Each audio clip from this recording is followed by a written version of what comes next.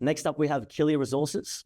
Killi Resources, trading under the ASX code KLI, with a market capitalisation of around $11.4 million. Killi Resources is a gold and copper exploration company with Australian-based projects in WA and Queensland, committed to the next new mineral discovery. Presenting for the company today, we have CEO Kathryn Cutler. Kathryn, welcome, and please take it away. Thank you, Peter, for the introduction. Good morning, everyone, for those on the West Coast, and good afternoon to those on the East Coast, Australia. As Peter said, I'm the CEO of Killi Resources, and I'm a geologist, which is good because Killi is a mineral exploration company. We have Australian projects, and we're currently focused in exploration in Queensland for a new copper gold deposit.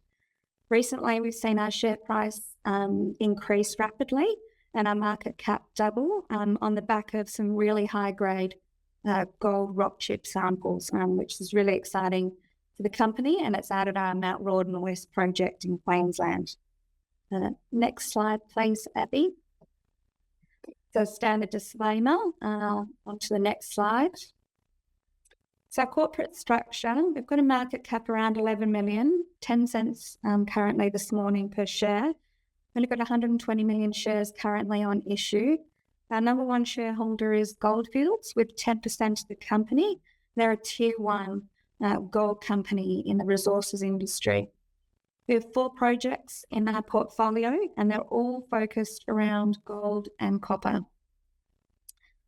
Our board of management, you may recognise some of the names there. Richard Bevan is our non-executive chairman and was the previous managing director of Killi Resources. He's currently the chair for Naria and TG Metals. Greg Miles, the geologist, and is the MD for Kathryn Resources. Phil Warren is an accountant, Greg is also a geologist, as I am myself. And Phil is a chartered accountant and is a non-exec director for Killi. Next slide, please. So this is the deal that we completed with Gold Fields. It's at our West Tanami project in the Kimberley of WA. We recently raised $1.5 million cornerstone by Gold Fields on the back of this deal. It's a $13 million JV. We have a project that covers 1,600 square kilometres of tenure and a highly prospective Tanami fault system.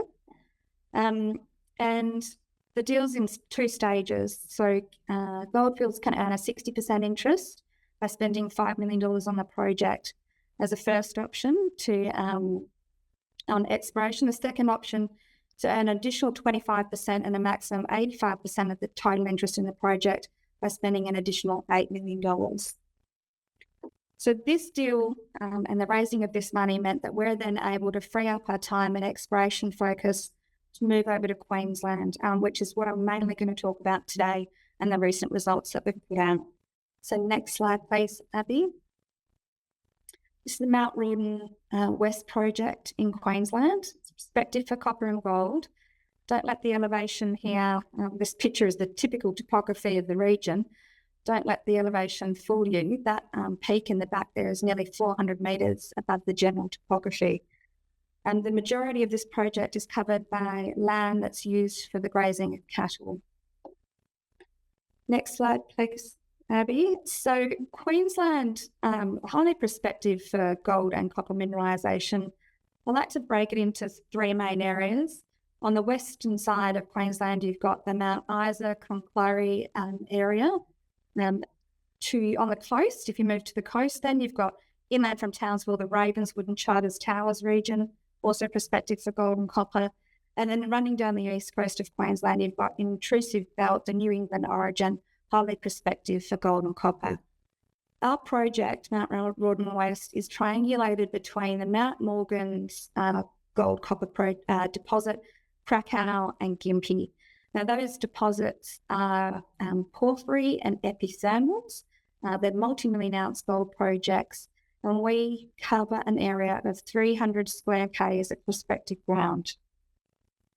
Next slide, please, Abby. This is what we're looking for. So we're looking for these intrusive systems. They're generally large. They can be large tonnage, low grade. They can be more narrow. and higher grade, but they generally have a long mine life, and hopefully we can find something from surface. There's a way in which you explore for these systems that is slightly different from the typical gold systems we see over in WA. You need really accurate and really comprehensive geochemical data sets. Geophysics is very important, and surface mapping. On the east coast of Australia, IP surveys have proven really important in finding these systems at depth. An example of that being Cadia. We go to the next slide, please. So this is our tenement. It covers 300 square k's of prospective ground. We're only 8 kilometres along strike from the Mount Ward gold mine, which is owned and operated by Evolution. And that's a 2 million ounce gold deposit that consistently produced 80,000 ounces of gold over the last 10 years.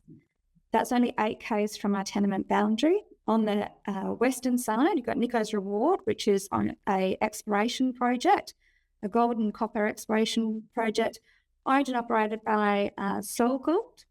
And on our tenement, we have the historical Mount Perry copper, gold, silver mine. And that was operating from the late 1800s to early 1900s and was a high-grade copper, gold and silver deposit. On the project, when we acquired it, we had a small geochemical anomaly at Baloo, and we have since determined 2 geochemical anomalies, one at Baloo, one at KLI. And in addition to those soil anomalies, was also returned at surface in rock chip assays 7.2% copper and 238 grams per tonne gold.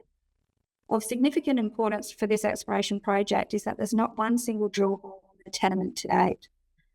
So if we go to the next slide, please, Abby. This is rather a technical slide. What it's showing you here is that, and what you should take away is that we have the right rocks here, the right age, the right timing. The geochemistry is accurate for what we would want to see. And what it indicates really is that we have 2 very fertile and hydrous targets in Car and Baloo. And again, no drilling at either of those targets there in the centre of that map. If we move to the next slide, Abby,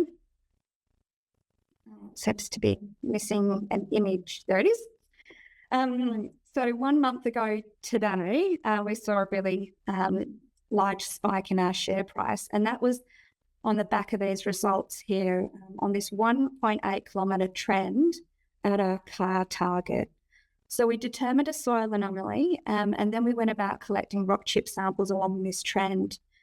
What it consistently showed us that at surface, we were getting 5 to 6 grams per tonne gold in rock chips, 1 to 2% copper, and nearly 2 to 3 ounces of silver.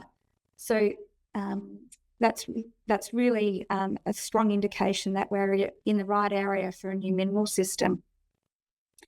Peak values from that program returned 238 grams per tonne gold, 2.1% copper, and 513 grams per tonne silver.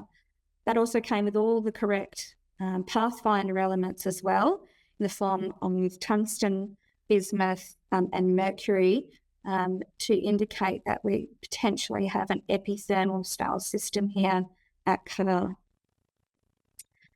In July, we then went on to complete an IP geophysical survey, which is a ground geophysical survey. You can see the area outlined in that green polygon over that 1.8 kilometre trend.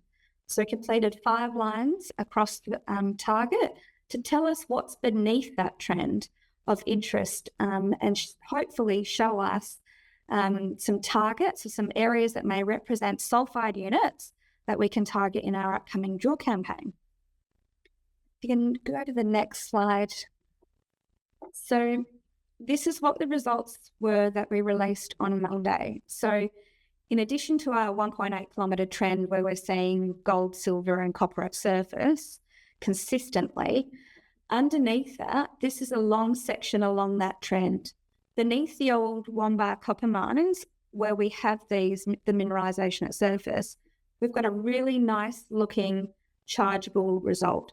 So that red signature there represents chargeability, that tells us that it's sulfides, and those sulfides then may represent copper and or gold mineralisation associated with that response. That response remains open at depth, so it's not in any way cut off like it looks there with it being sort of circular.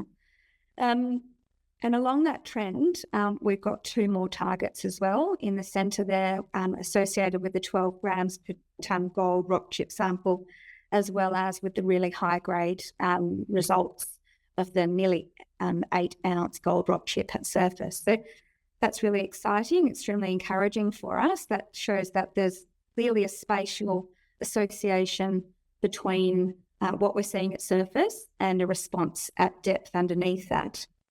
So this is from long section or across the project 3600.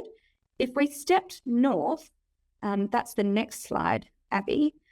If you step north, then we have this response here. This is a very large chargeable response. This represents sulfides beneath the surface. This we have not seen before because it actually is under alluvial cover. So we were unable to see any outcrop in this region.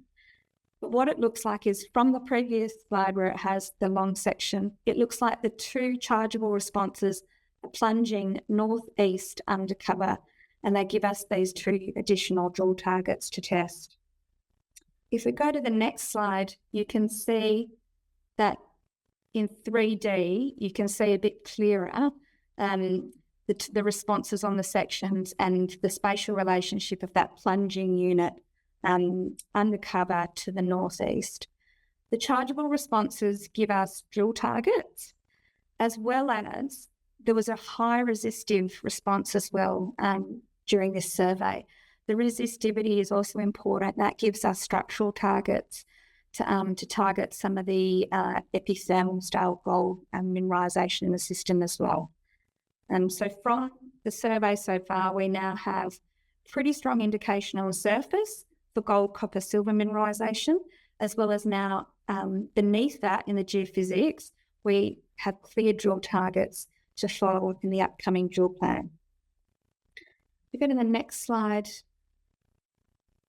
Abby. So we've completed all our data acquisition to date. We've done all our mapping and geochemistry, as well as we've acquired all our geophysics. And the next thing for us to do is to get out and drill these targets, looking for a new epithermal gold copper system. The next slide there, Abby. So we've completed all the exploration work necessary to provide the most robust drill targets that we can get prior to drilling.